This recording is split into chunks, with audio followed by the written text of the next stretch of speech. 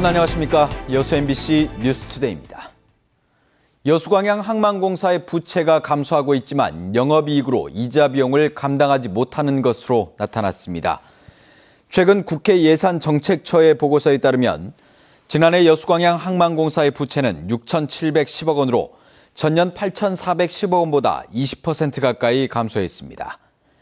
하지만 영업이익과 이자 비용의 관계를 보여주는 이자 보상 비율은 0.16으로 영업을 통해 벌어들인 돈으로 부채의 이자 비용을 감당할 수 없는 상태였습니다.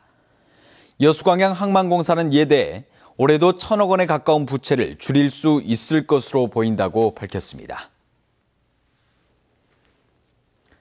세계박람회 개최 이후 여수의 브랜드 가치가 높아지면서 올해만 1,300만 명이 여수를 찾을 것으로 예상되고 있습니다.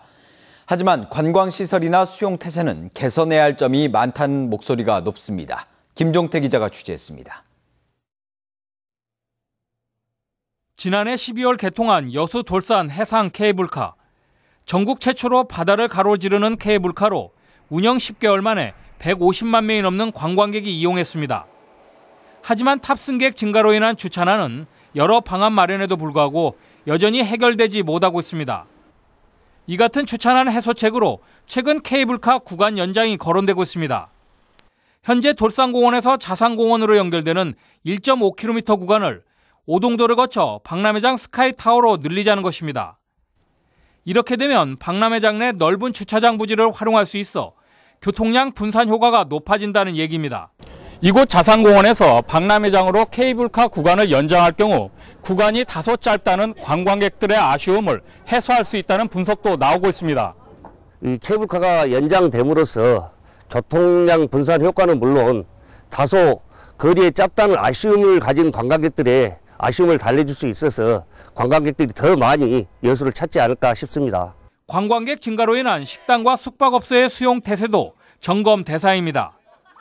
주말이면 방문하기가 힘들 정도로 부족한 숙박시설 확충은 물론 하루가 다르게 오르는 식당 음식값과 불친절 등이 자주 거론되고 있습니다.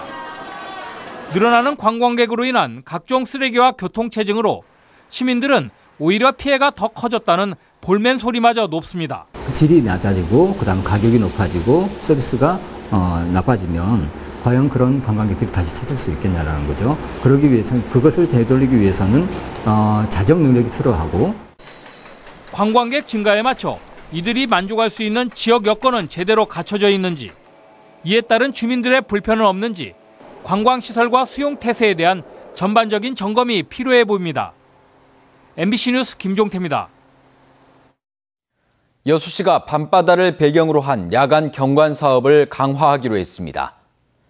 여수시는 올해 야간 경관 빛놀이야 사업을 다음 달부터 추진하기로 하고 모두 8억 원의 사업비를 들여 돌산공원과 거북선공원 점등을 시작으로 자산공원, 장군도, 성산공원에도 내년 1월까지 연차적으로 불을 밝힐 계획입니다. 여수시는 이번 야간 경관 시설을 일회성이나 소모성에서 벗어나 장기적으로 연출하고 밤바다 주변 수목 투광과 포토존 제작에도 적극 나설 계획입니다. 여수시가 찾아가고 싶은 섬 조성 사업을 통해 지역 관광 활성화에 적극 나서고 있습니다.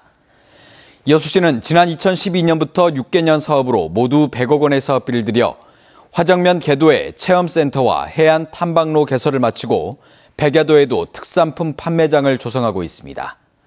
여수시는 또 여자도에 예술인센터와 수산물 저장시설을 새로 짓고 금오도와 안도에도 올해까지 발효단지를 조성할 예정입니다. 여수시는 이 같은 찾아가고 싶은 섬 조성 사업이 주민 소득 향상에 크게 기여할 것으로 기대했습니다. 목포 지역 아파트 가격이 오름세를 지속하고 있는 가운데 원도심 지역의 아파트 공급량이 급증하고 있습니다. 교통 여건이 달라졌기 때문이라는데 원도심 활성화의 신호로도 받아들여지고 있습니다. 신광하 기자입니다. 입주한 지 12년 된 목포시 산정동의 아파트 단지입니다. 전용 면적 85제곱미터의 매매가는 1억 5,200만 원. 최근 6개월 동안 15%가량 올랐습니다. 이곳을 비롯해 이른바 목포 원도심 일대 아파트 가격이 오름세를 이어가고 있습니다. 학교가 많고 목포대교 개통 등으로 교통 여건이 좋아졌기 때문입니다. 또 북한 쪽 같은 경우도 앞으로는 많이 활발하게 발전하고 있잖아요. 전체적인 흐름이에요. 목포 원도심 아파트 가격이 상승하면서 아파트 신규 공급도 잇따르고 있습니다. 최근 3년 새 5,180세대의 임대 분양 아파트가 원도심에 공급됐고 대성지구 재개발 아파트 1,400세대는 내년 초 입주를 앞두고 있습니다. 원도심의 아파트 공급이 이어지고 있는 가운데 사실상 신규 택지지구로 건설되고 있는 용해지구와 백년지구에도 주택 공급 물량이 확대되고 있습니다. 투기, 투자 수요까지 겹치면서 목포 원도심에 아파트 건설을 추진하는 건설사들이 이어지고 있습니다.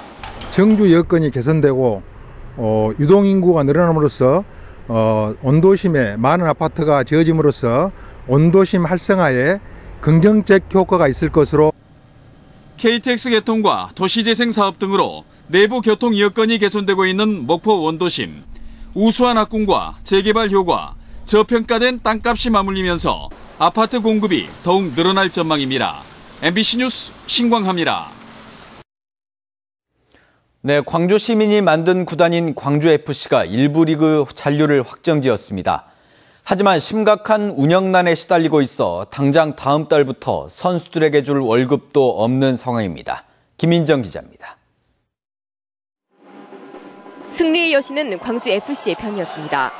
부산을 이긴 광주는 이번 승리로 1부 리그 잔류 티켓까지 얻어냈습니다.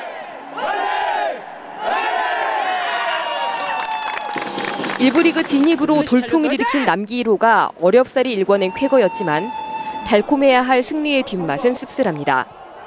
승리 수당은커녕 선수들은 당장 다음 달인 11월과 12월 월급도 못 받을 수 있습니다. 자금난 때문입니다. 오늘 이겨가지고 확정 지었으니까 내년 거 좀 준비하면서 선수들 좀 내보내고 해야죠. 우리 광주FC 그 선수 연봉이라든가 이런 거 보면은 12개 클래스 구단 중에서 제일 평균적으로 보면 제일 좀 적습니다. 제일 적고 그래서 제일 열악하고. 예산 14억 원이 모자란 상태로 광주시 지원금과 후원금 등으로 생활해오다 광주FC는 돈이 다 떨어져 버린 상황입니다. 광주시는 가능성이 희박한 스폰서 확보에만 막연한 기대를 걸고 있습니다. 형태는 민법상 주식회사고 부담주는 시장님이고 그러다 보면 어떻게 보면 뭐 시에서 전적으로 이렇게 어떤 예산을 투입할 수 있는 어떤 성격도 아니지 않습니까? 어떻게 보면. 최근 광주시는 광주FC를 경영 진단하고 조직을 축소해 비용을 아끼겠다고 나섰지만 문제의 본질을 비껴가는 대책이란 지적입니다. 선수들이 과연 이 광주FC를 대표해서 열심히 운동할 수 있는 동기부여를 할 수 있는가. 급여도 제대로 받지 못하면서 얼마나 이 축구에 대한 열정이나 광주에 대한 사랑이 4만여 명의 시민주주가 모여서 광주 시민의 손으로 만든 광주FC. 광주시의 내년 지원액은 올해와 같은 수준에 그칠 예정이어서 내년에도 시민들은 광주FC 선수들의 투지와 오기에만 기대를 걸게 생겼습니다. MBC 뉴스 김인정입니다. 순천시가 농촌 주거 환경 개선 사업의 하나로 주암호 상류 지역의 마을 하수도 개량 사업을 추진합니다. 순천시는 노후화가 심각하고 상수원 보호구역으로 지정된 11개 농촌 마을을 선정해 내년부터 39억 원의 국비 등을 지원받아 주암호 상류 지역에 대한 하수도 개량 사업을 추진합니다. 이에 따라 순천시는 사업의 조기 완공을 위해 실시 기본 설계를 추진하고 있습니다. 국내 최대 규모의 전통시장 행사인 전국 우수시장 박람회가 여수에서 열립니다. 여수시는 오는 23일부터 사흘간 박람회장 일대에서 젊음의 도전, 변화와 미래란 주제로 전국 전통시장 상인들의 화합과 만남의 축제인 2015 전국 우수시장 박람회를 개최한다고 밝혔습니다. 올해로 12번째를 맞는 우수시장 박람회는 전국 100여 개 시장과 15만 명 이상이 참여해 우수 상품을 전시하고 판매하는 전국 최대 규모의 전통시장 행사입니다. 전라남도가 중소기업의 금융부담을 덜어주기 위해 정책자금 대출 금리를 추가로 인하합니다.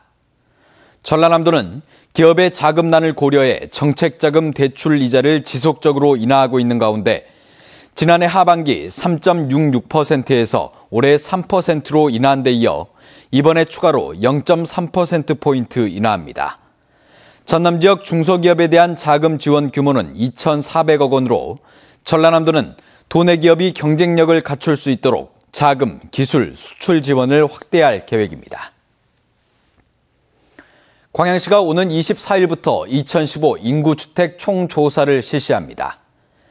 5년마다 이루어지는 이번 조사에서는 광양 지역 전체의 20%인 14,000여 가구를 대상으로 주거 형태, 주택의 종류 등 모두 52개 항목을 조사하게 됩니다.